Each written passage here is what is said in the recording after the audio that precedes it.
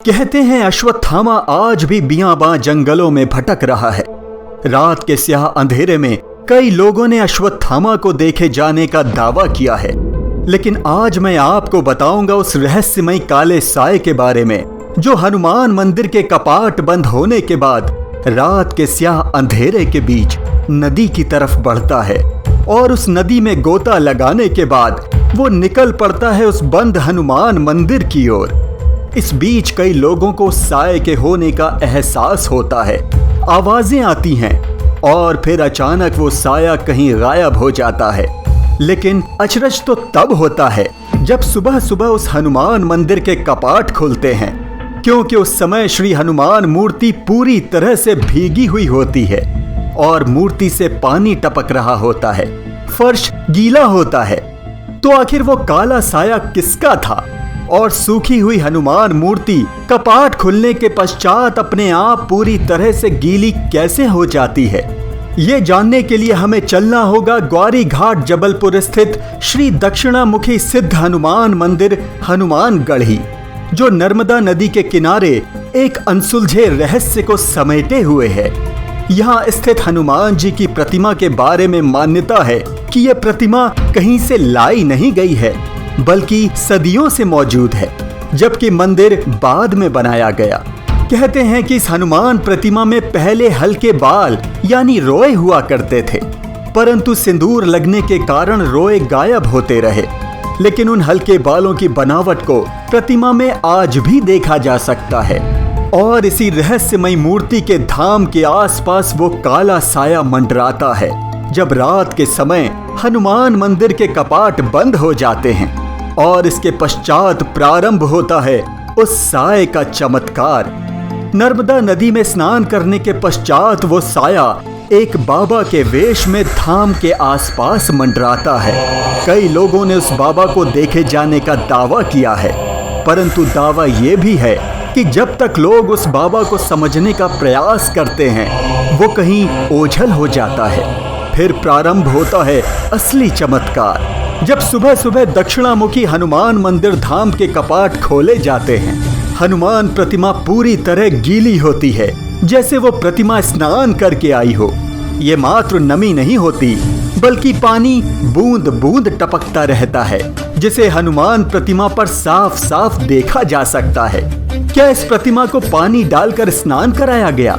ये संभव नहीं लगता, क्योंकि ये मंदिर जिस स्थान पर स्थापित है वहां दूर दूर तक कोई आबादी नहीं है। बगल में ही स्थित है नर्मदा नदी, जिसकी चौड़ाई ही लगभग 50 मीटर है और इसके पार आबादी वाला क्षेत्र है। और ये संभव नहीं कि हर रोज कोई नदी पार करके रात में आए और मूर्ति को स्नान कराए, वो भी तब जब मंदिर के कपाट चारों ओर से पूरी तरह बंद हों। यही तो रहस्य है जो उस बाबा को रहस्यमय बनाता है, क्योंकि उस बाबा का नदी में स्नान करना और फिर ओझल हो जाना, इसके पश्चात सुबह सुबह हनुमान मूर्ति का पूरी तरह से गीला पाया जाना, जबकि कपाट बंद होने से पूर्व मूर्ति पूरी तरह से सूखी हुई होती है। ये ऐसी कड़ियां हैं जो रहस्य को और गहरा बना देती हैं। अब प्रश्न ये उठता है कि अगर किसी ने मूर्ति को पानी से स्नान नहीं कराया है तो वो मूर्ति आखिर गीली कैसे हुई और कैसे उसमें पानी बूंद बूंद टपक रहा है, जैसे वो मूर्ति स्वयं स्नान करके आई हो? तो इस संबंध में लोगों का मानना है कि वो बाबा कोई और नहीं बल्कि स्वयं पवन पुत्र हनुमान हैं, जो बाबा के वेश में नर्मदा नदी में स्नान करके आते हैं और मूर्ति में विराजित हो जाते हैं। इस संबंध में एक पुरानी घटना इस क्षेत्र के लोगों के बीच काफी प्रसिद्ध है। दरअसल एक बार एक लड़की शाम के समय धाम के बगल से होकर गुजर रही थी। तभी अचानक मौसम खराब हो गया और तेज बारिश शुरू हो गई। थोड़ी देर में चारों ओर घना अंधेरा छा गया और उस लड़की ने मंदिर में शरण ले ली। थोड़ी देर में एक बुजुर्ग व्यक्ति नर्मदा नदी की ओर से आया और उस लड़की से कहा कि डरो मत, मैं तुम्हें घर पहुंचा देता हूं। वो लड़की उस बुजुर्ग व्यक्ति के साथ अपने घर की ओर निकल पड़ती है। घर पहुंचते ही जैसे ही लड़की पलटकर उस बुजुर्ग की तरफ देखती है, वो हैरान रह जाती है, क्योंकि वो बाबा वहां पर नहीं था। वो अचानक कहीं गायब हो चुका था। लोगों का मानना है कि वो बाबा कोई और नहीं बल्कि स्वयं हनुमान हैं, जिनका रिश्ता अपने भक्तों से ही नहीं है बल्कि नर्मदा नदी के बीच स्थित मां नर्मदा के मंदिर से भी है। दरअसल इस चमत्कार की डोर मां नर्मदा से बंधी हुई है।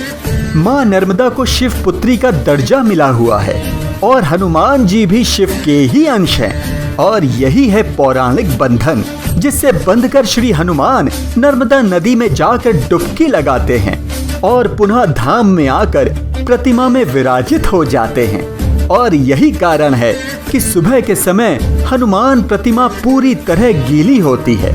नर्मदा और हनुमान जी का यह रिश्ता ही इस चमत्कार को जन्म देता है और इस चमत्कार का इसी स्थान पर घटित होने का एक प्रमुख कारण ये है कि इस हनुमान धाम को छोड़कर शायद ही कोई ऐसा प्रमुख हनुमान मंदिर हो जो नर्मदा नदी के किनारे स्थित हो।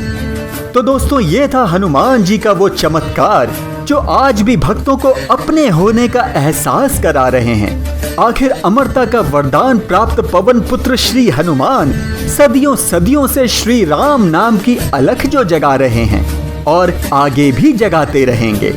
आपको आज की गाथा कैसी लगी हमें अवश्य बताइएगा और वीडियो को लाइक, शेयर और सब्सक्राइब करने के साथ ही बेल आइकन जरूर दबाइएगा। जय श्री राम, जय हनुमान।